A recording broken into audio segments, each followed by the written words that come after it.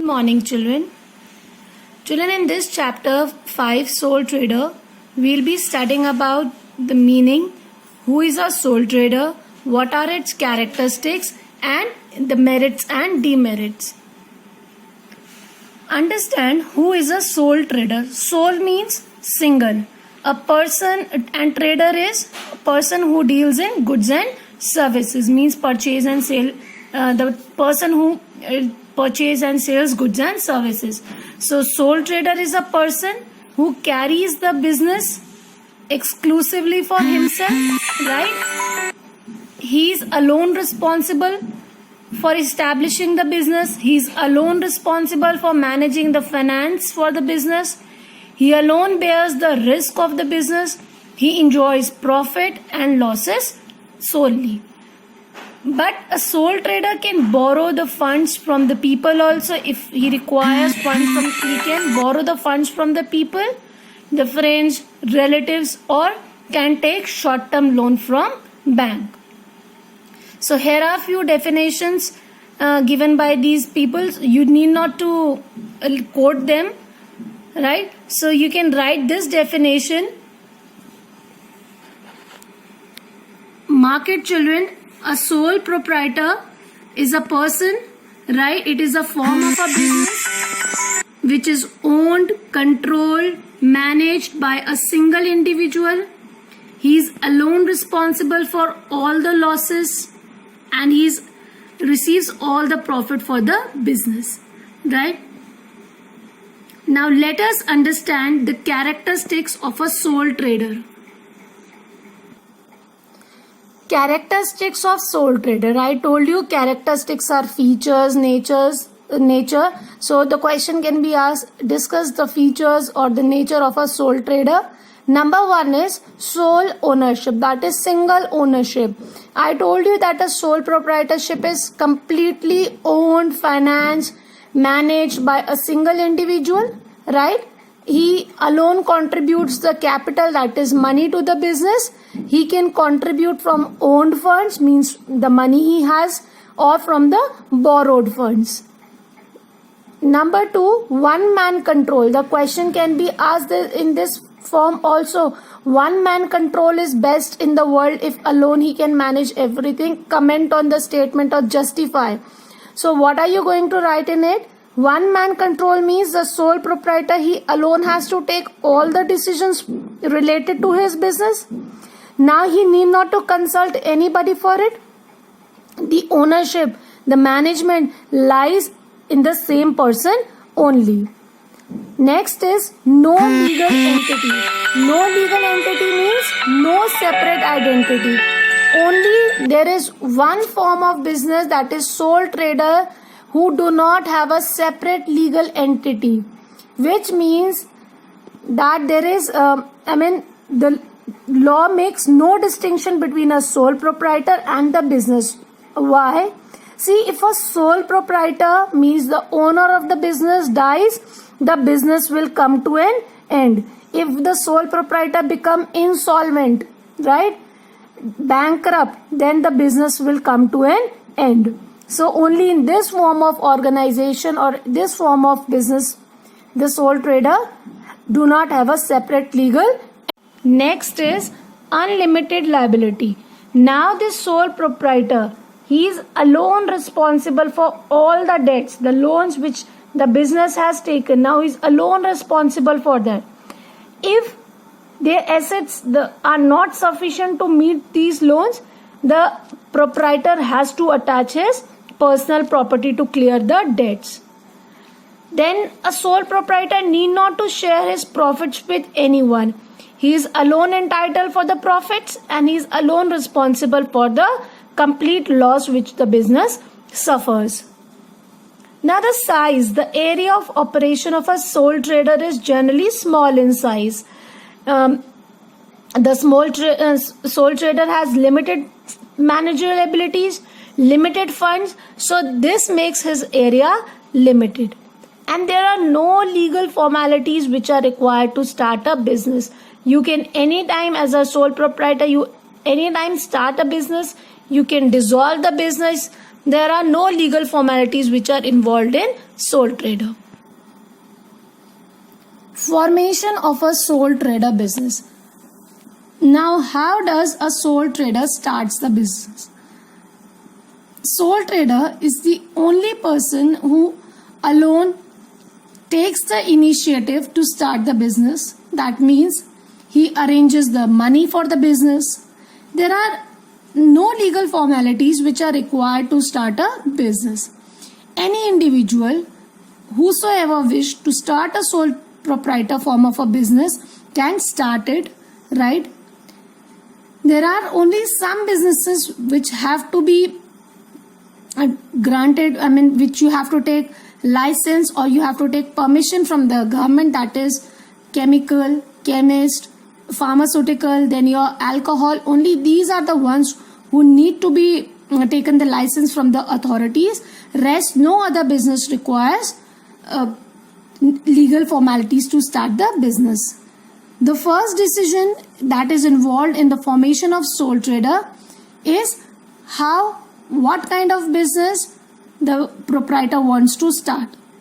Now this decision depends on certain resources like how much money is available with him, then what is the scope of profit in that kind of a business. Then he selects a proper site. That is important decision he has to take. Now where the business will be set up. The sole trader can be closed anytime. I told you no legal formalities are required to start, neither to dissolve the business. And the size of operation is also generally small.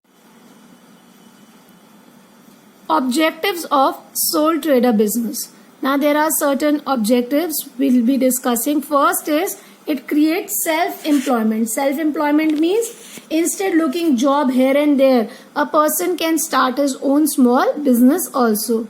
Means a person can be self-reliant. Second is if a person has sufficient funds, surplus funds.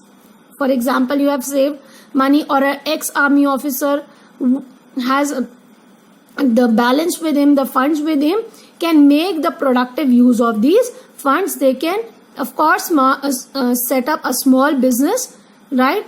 And let the funds not be kept idle. They are being utilized properly. Then is independent living. A sole trader provides the opportunity for an independent and an honorable living. That means that he is own master and he is free to take all the decisions. A sole trader is a person who is in direct and close contact with the customers. So he knows how to serve the customers better.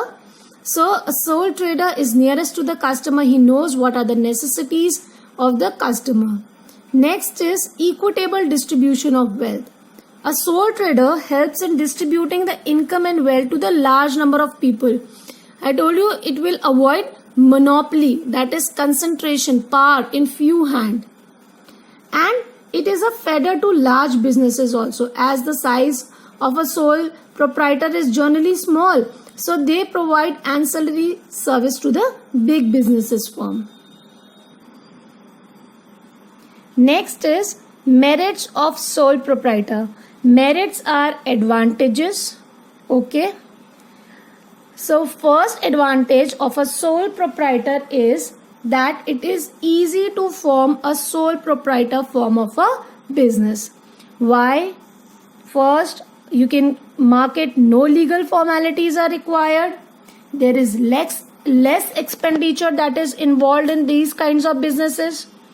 Then there are no legal formalities, no need to take permission from anyone.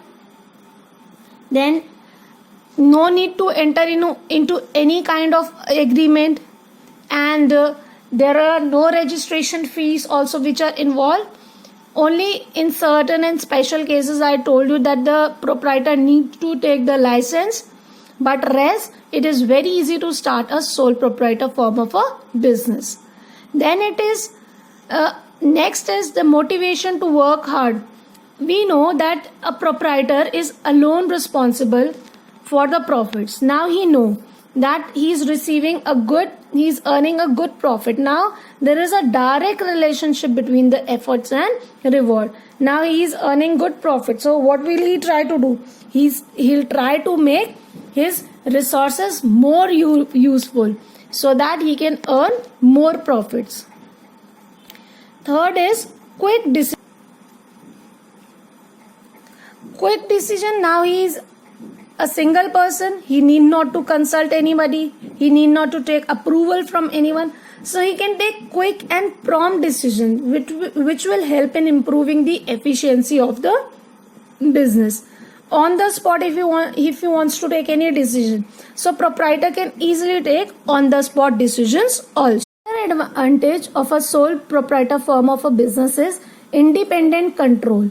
As the sole proprietor is the supreme judge for all the matters relating to his business, he has a freedom of action. So the entire control of the business lies in his hand. That means there is no interference in his work,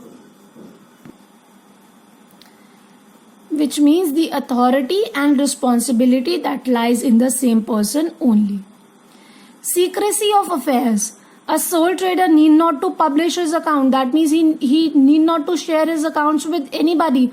So there is complete secrecy on the part of a sole proprietor. As in the features also we have studied that there is a personal touch, there is a personal contact of sole trader with his customers, his employees. So he knows better how to tackle the problem and how to maintain healthy relation with the customers and the employees. Next advantage is flexibility of operation. Flexibility of operation means a proprietor can anytime adjust his business. That means he can anytime expand his business and anytime can reduce the operations of his business. Whatever condition suits him, he can modify, he can change even his line of business if he feels that he wants to change. Next is economy. The proprietor is the owner, manager, controller of the business. Now he need not to appoint any other person. That is, the management of a proprietor is inexpensive. There are minimum government regulation. There is no interference on the part of government. There are no legal formalities that are involved on the part of government. A sole proprietor can be easily dissolved. It is very simple. It is very convenient to start and dissolve, as there are no legal formalities which are required in the dissolution of the sole proprietor. Last is social utility. A sole proprietor gives the opportunity that the employment can be done. He offers honorable living to those who don't want to work under anybody. If a person do not wants to work under anybody and has sufficient funds, so can set up his own kind of a business. So till here there were the advantages. Now let us discuss the disadvantages, that are the demerits of sole proprietor or a. There are certain reasons why the sole proprietorship form of a business suffers. There are certain drawbacks, disadvantage, demerits. Please keep noting these words, children. First is limited capital resources. As a single person has limited funds, limited borrowing capacity. So the area of operation or the size of a business is also very small. He has limited managerial ability. Why? A single person is not expert in every function of the business. Maybe he possesses some qualities and some qualities he may not possess. So we cannot say that every time a proprietor takes accurate decision. There may be errors in the judgment and the decisions may be unbalanced. Unlimited liability. We have studied in the features also of a sole proprietorship that this kind of a business suffers with this drawback, that is unlimited liability. If the proprietor business do not have sufficient funds, sufficient assets are not there to meet the debts, to meet the loans of the business, the proprietor has to attach his personal property, and sometimes the business also fails. So there is risk involved is unlimited in such kind of businesses. Next is uncertain life. A proprietor do not enjoys continuity of business. Why? Because he has no separate identity. We have already discussed that means if the proprietor dies, becomes insolvent, bankrupt, the business may come to an end. Or maybe his successors are not capable enough to carry his business successfully. So a proprietor suffers from uncertain life. Last is limited scope of expansion. As he has limited finance, he has limited managerial ability, so there is limited scope for the expansion of such kind of business. A sole proprietor do not enjoys economies of large scale, which means he do not have that much of funds that he can expand his business. So till here we have studied the features, objectives, merits and demerits. This was there in this chapter. So children, you have to do 2-3 questions from this chapter, that is define sole proprietorship, discuss its features, first question. Number 2, what are the objectives of a sole trader or a sole proprietorship? And third question is write any 5 merits and 5 demerits of a sole proprietorship. Revise this full chapter, children. Thank you.